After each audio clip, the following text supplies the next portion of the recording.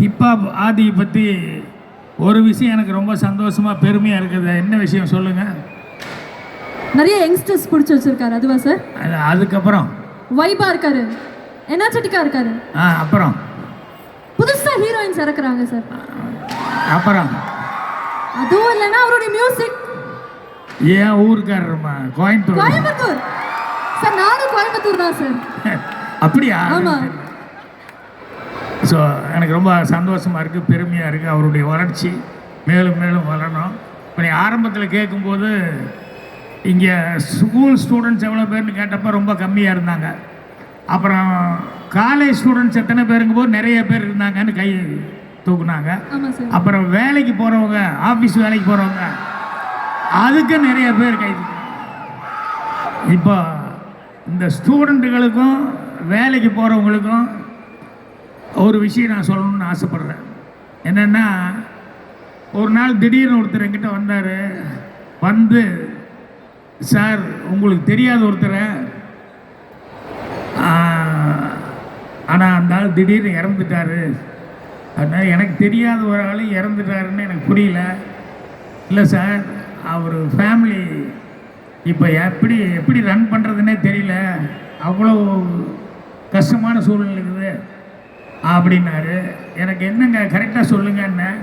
அப்புறம் சொன்னார், அவர் சீரியல் பண்ணிகிட்டு இருந்தார், டைரக்ஷன் பண்ணியிருந்தார். திடீர்னு இறந்ததுனால ஃபேமிலி ரொம்ப கஷ்டத்துக்கு அப்படின்னாரு. சரி, நான் என்ன பண்ணணும்னு நினைக்கிறீங்க? அதான் முடிஞ்ச ஹெல்ப் பண்ணுறேன். இல்லை சார், ஒரு ஹெல்ப் நீங்கள் பண்ண முடியும் அப்படிங்கிறதுனால தான் உங்களை தேடி வந்தேன் அப்படின்னு. என்னன்னா, அவங்களுக்கு 2 பேர், அந்த 2 குழந்தைகளும் படிச்சுட்டு இருக்காங்க. இப்போ வீடே ரன் பண்ணுறது கஷ்டம் போது இப்போ படிப்பு கண்டிப்பாக ஸ்டாப் ஆகி போகும் அப்படின்னா எனக்கு புரியல. நான் என்ன பண்ணேன்? இல்லை, நீங்கள் நினச்சா அந்த படிப்பு காப்பாற்றி கொடுக்க முடியும் அப்படின்னு சொன்னார். அப்புறம் யோசித்தா, அவர் இறந்துட்டார், ஃபேமிலி ரன் பண்ணுறதே கஷ்டம், குழந்தைகளுக்கு படிப்புக்காக ஒருத்தர் நம்மளை தேடிட்டு வந்திருக்காருன்னு நான் ஒருத்தர் தேடிட்டு போனேன். போய் இப்படி சினிமாவில் இருந்தவர் இப்போ டக்குன்னு போயிட்டார்.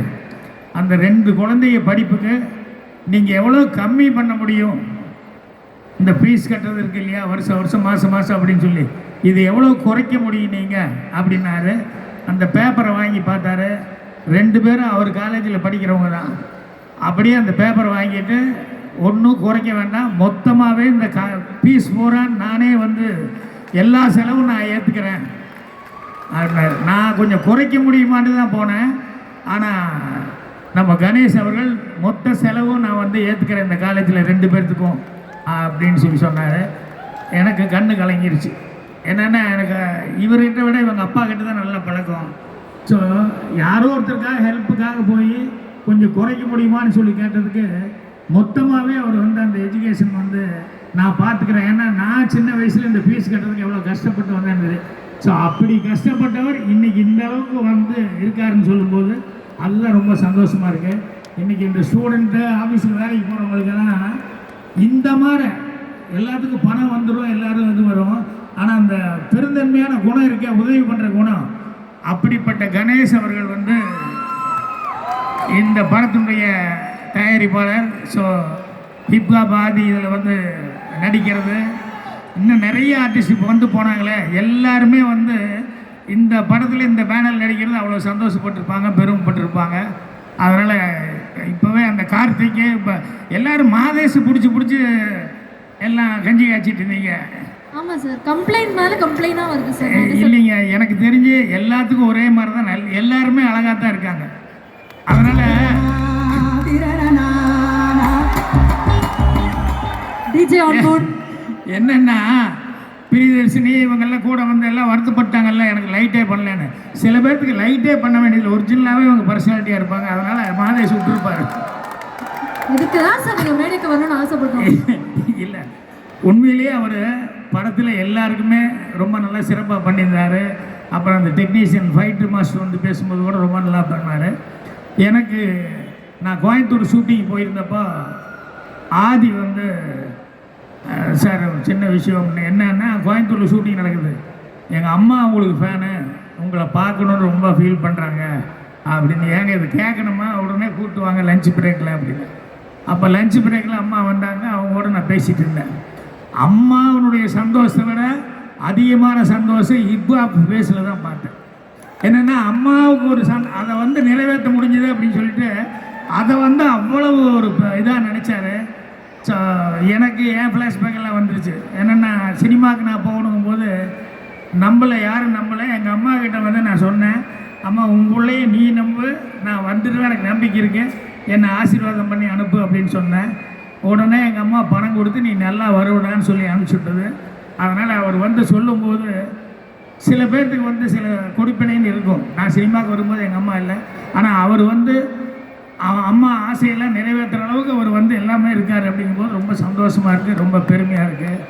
அதனால் அவர் மேலும் மேலும் சினிமாவில் நிறையா வளரணும் அப்படின்னு சொல்லி இது பண்ணிக்கிறேன்.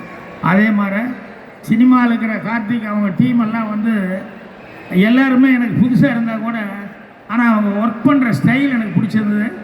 அதாவது தரவாக இருந்தாங்க. அடுத்து இதுதான் அப்படிங்கிறதுல வந்து ஒன்றும் யோசிக்காமல் பெரிய டிஸ்கஷன் இல்லாமல் தரவாக இருந்தாங்க. அதுக்கப்புறம் டயலாக் பேசும்போது கூட எனக்கு கம்ஃபர்டபுளாக ஏதாவது பண்ணிக்கணும்னா பண்ணிக்கோங்க அப்படிங்கிற மாதிரி சொல்லி இதுதான் டைலாக் அப்படின்னு சொல்லிட்டு இது பண்ணுவாங்க. அப்படி எல்லாத்துக்குமே வந்து அவங்க ரொம்ப கோஆப்ரேஷனாக இருந்தாங்க. ஸோ அதனால் அந்த டீம் கண்டிப்பாக சக்ஸஸ்ஃபுல்லாக படம் வந்து சக்ஸஸ் ஆகும். அந்தளவுக்கு வந்து எல்லாருமே ஒர்க் பண்ணியிருக்காங்க. ஸோ மேலும் இந்த மாதிரி டீமுகளை வந்து ஏன்னா அவர் வந்து அவங்க அப்பா பேரை காப்பாற்றுற அளவுக்கு கணேஷ் அவர்கள் வந்து எஜுகேஷனில் என்ன பண்ணுறாரோ அதே மாதிரி சினிமா துறைக்கு வந்து நிறைய பேர் இன்ட்ரடியூஸ் பண்ணியிருக்காரு, நிறைய பேர் பண்ணிக்கிட்டே இருக்காங்க. அதனால் அவர் மேலும் மேலும் நிறைய ப்ரொடக்ஷன் எடுத்து எல்லாத்துக்கும் ஒரு வாழ்க்கை கொடுக்கணும் அப்படின்னு சொல்லி நான் கேட்டுக்கிறேன். அதுக்கு ஆண்டவனுடைய பிராப்தம் இருக்கணும்னு சொல்லி கேட்டுக்கிறேன். Thank you so much sir. இந்த நேரத்தில் நீங்கள் இருக்கக்கூடிய அந்த டைமில் கார்த்திக் எனக்கு ஒரு பெரிய கைத்தறி கொடுக்கணும்னு நினைக்கிறேன். எப்போவுமே வந்து பாக்யராஜ் சார் திரைப்படங்கள் பார்க்கும்போது அவரு போல ஒரு படம் பண்ண முடியுமா அப்படின்னு ஆசைப்பட்டிருப்போம். அதே மாதிரி தான். பட் அவர் வாயாலே இவ்வளோ காம்ப்ளிமெண்ட்ஸ் வாங்கும்போது dream is truly coming true. உங்களுக்கு ஒரு பெரிய வாழ்த்துக்கள். Thank you sir. Very kind of you. All the best. Thank you so much. Thank you.